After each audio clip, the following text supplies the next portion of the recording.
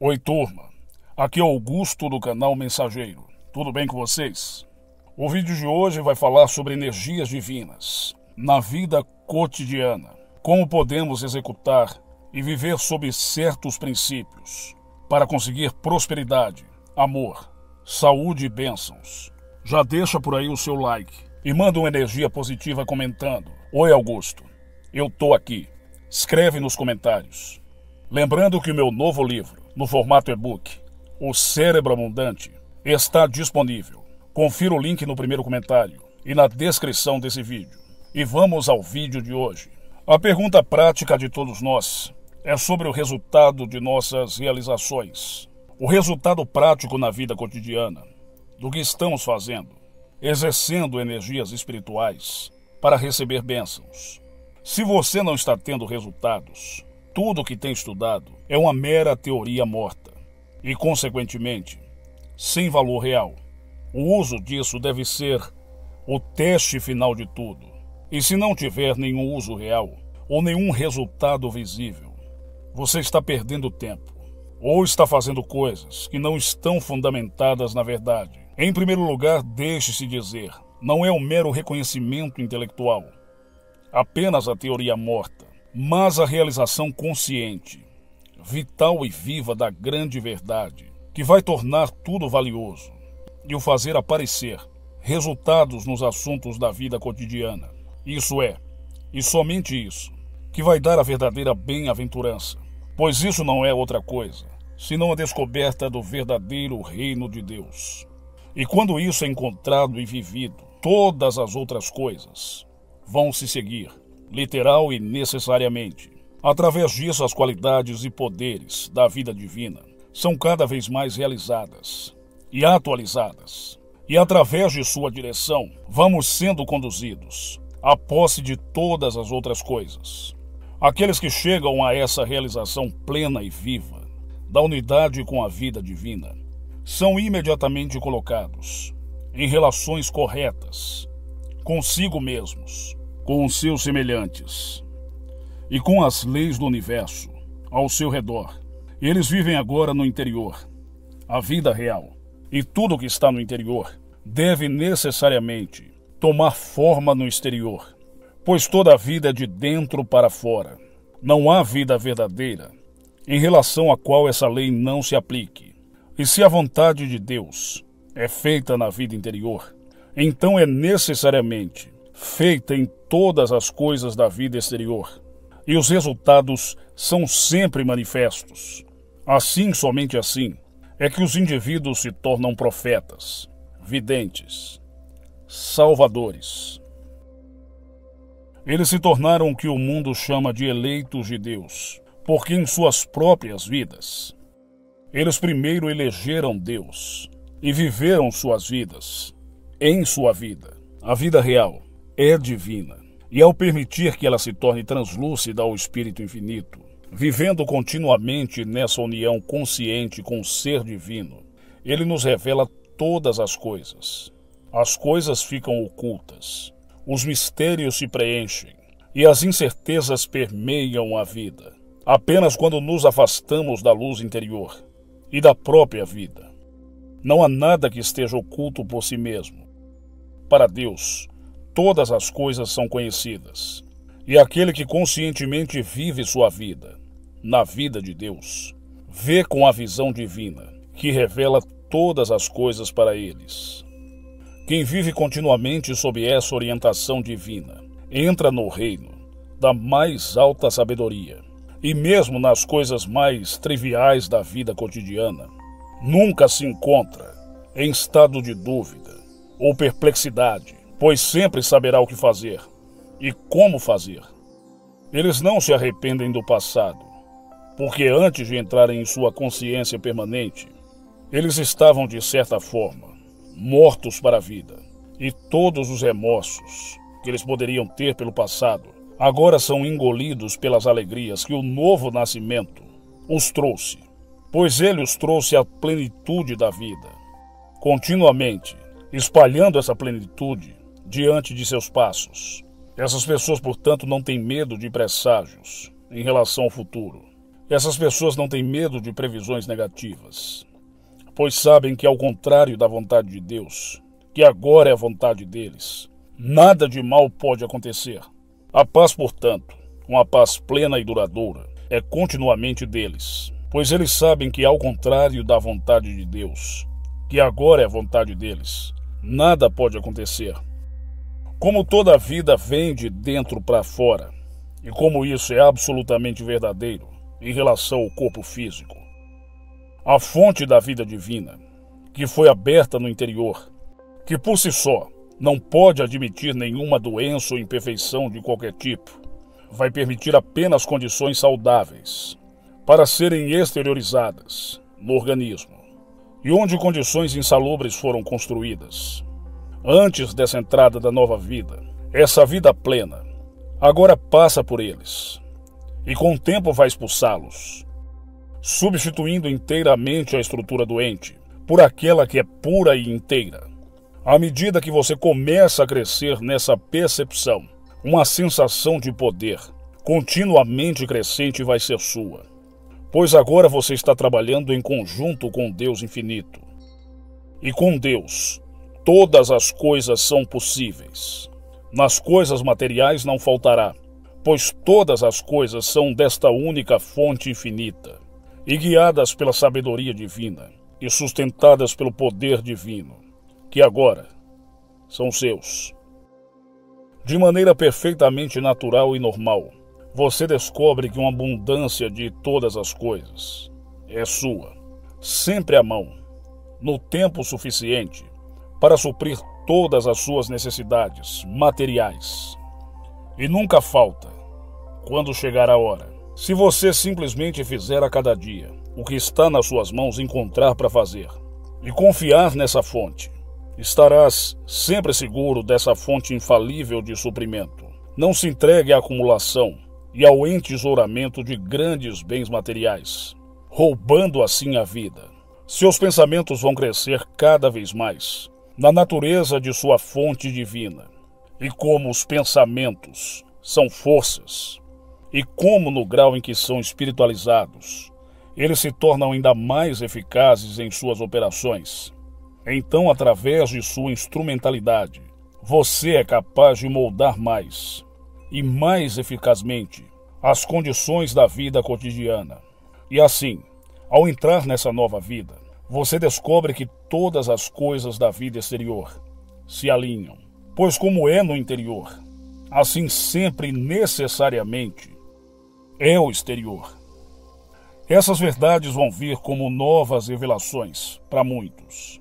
E novamente para muitos, elas virão apenas como agentes para fortalecer e possivelmente despertar para uma vida renovada, cujas realizações eles já estão mais ou menos conscientes em si mesmos. Porém, eles não são novos, mas tão antigos quanto o mundo. O grande despertar espiritual, cujos primórdios estamos testemunhando em todas as partes do mundo de hoje, é evidência de que o sopro divino mexe com mentes e corações de homens e mulheres de uma maneira que raramente ou nunca antes mexeu.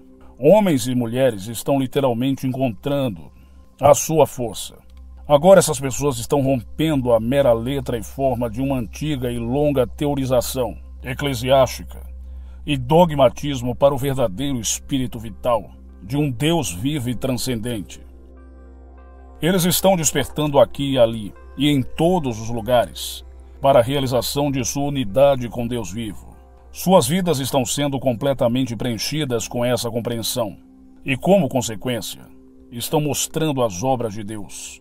As pessoas estão deixando a velha crença de cultuar Deus em um dia entre 7 e estão encontrando as alegrias de praticar essa força divina todos os dias em seu mundo.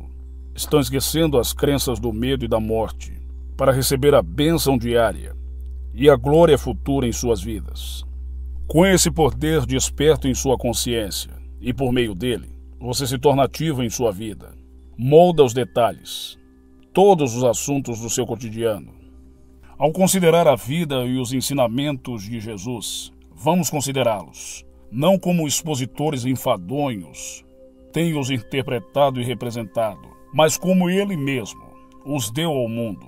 Certamente Jesus era divino, mas ele era divino, como ele mesmo ensinou claramente, exatamente, no mesmo sentido que você, eu e toda a humanidade somos essencialmente divinos. Ele era diferente de nós. No entanto, por ter chegado a uma compreensão muito mais clara e completa da sua divindade do que todos nós, como de fato a sua vida indica tão claramente, Jesus era Deus manifesto em carne, como de fato todo aquele que chega à plena realização de sua unidade com Deus deveria ser. Como o próprio Jesus novamente ensinou tão claramente, ele ensinou clara e inequivocamente aos seus discípulos a sua missão de justiça, permitindo a todos desfrutar do reino de Deus. Isso foi evidenciado por numerosas sentenças, como as seguintes. Mateus 4:23. Jesus andava por toda a Galileia, ensinando em suas sinagogas e pregando o evangelho do reino. Lucas 8:1.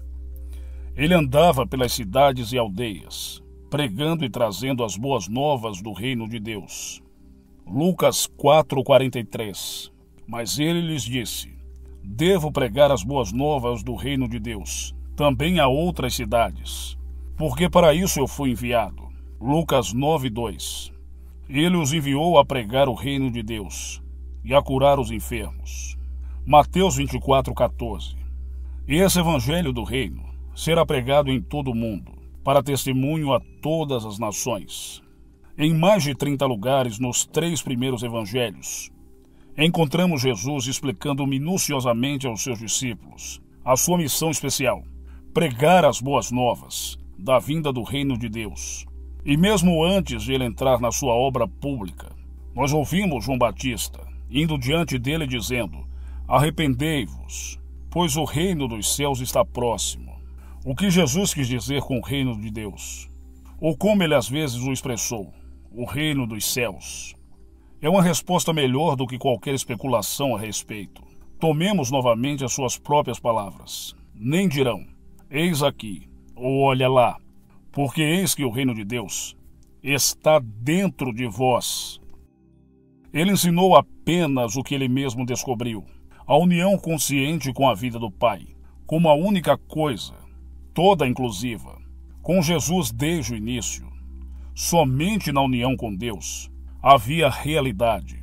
E isso encontrado, essa união consciente com a vida na vida do Pai, tudo não seria nada menos que maravilhoso para ele. Era perfeitamente natural. Era a única vida. Era como ele a conhecia. Portanto, ele não poderia dizer outra coisa, senão que ele e o Pai eram apenas um. A sua visão era tão clara, e sua vida divina já realizada era tão plena e completa, que ele sabia que era totalmente impossível sua vida existir sem a vida do Pai. Como realmente saberemos, quando a nossa visão se tornar clara e entrarmos nessa mesma união, plenamente realizada como ele. Esse grande conhecimento chegou a Jesus não por uma especulação intelectual, e muito menos por uma comunicação externa. Veio a ele através de sua própria consciência interior. Ao que tudo indica, ele nasceu com ela. Ele nasceu com aptidão peculiar para discernir as coisas do Espírito. Assim como entre nós, alguns nascem com aptidão peculiar para uma coisa e outros para outras coisas. Mas tão grande era esse poder naturalmente em Jesus, que nele podemos dizer, com justiça, que ele tinha uma grande vantagem sobre a maioria das pessoas nascidas no mundo. Ele era de fato Emanuel, que significa Deus conosco. Por isso eu repito, nunca fale de sua vida em qualquer outra conexão senão um com a vida do Pai. Em resposta a uma pergunta de Tomé, no capítulo 14 de João, ele diz: se vós me conheceis, conhecereis também o meu Pai. Desde agora vós o conheceis, e não tendes visto. Filipe, que estava próximo, incapaz de compreender o significado interior das palavras do Mestre, disse: Senhor, mostra-nos o Pai, e isso nos basta. Jesus, um tanto surpreso por não ter sido claro para eles, respondeu: Há tanto tempo estou convosco e tu não me conheces, Filipe. Quem me vê, vê o Pai. Como dizes tu, mostra-nos o Pai. Você não acredita que eu estou no Pai e o Pai em mim? As palavras que vos digo, não as digo de mim mesmo, mas o Pai que permanece em mim faz a sua obra. Acredite em mim que eu estou no Pai, e o Pai em mim. Ou acredite em mim por causa das próprias obras. Agora vejamos. A fim de transmitir os conhecimentos espirituais que ele deu, ele teve que usar a linguagem e as ilustrações que suas mentes materiais pudessem compreender, e dessa forma tornar os seus ensinamentos duplamente passíveis de interpretação, puramente material. Como foi dito, eu sou o pão da vida, disse ele aos que estavam reunidos ao seu redor. Vossos pais comeram o maná no deserto e morreram. Esse é o pão que desceu do céu, para que o que dele comer não morra. Eu sou o pão vivo que desceu do céu. Se alguém comer desse pão, viverá para sempre. Sim, e o pão que eu darei é a minha carne, a minha vida pelo mundo. Os judeus, tomando suas palavras em sentido material, discutiram um com os outros e disseram: como pode esse homem dar-nos sua carne para comer? Jesus simplesmente reafirmou sua declaração dizendo: em verdade vos digo, se não comerdes a carne do Filho do Homem, e não beberdes o seu sangue, não tereis vida em vós mesmos. Pois a minha carne é verdadeiramente comida, o meu sangue é verdadeiramente bebida. Literalmente, minha carne é a verdadeira comida, e o meu sangue é a verdadeira bebida. Aqui está dito que é o Espírito que vivifica. A carne para nada aproveita. As palavras que vos tenho dito são espírito e são vida. Jesus quis dizer, e o que ele realmente disse foram as palavras que ele falou sobre sua unidade com o Pai. A vida era a verdadeira carne e a verdadeira bebida, das quais a menos que um homem comesse e bebesse, ele não tinha vida em si mesmo. Mas esses seriam capazes de lhe dar vida e vida eterna.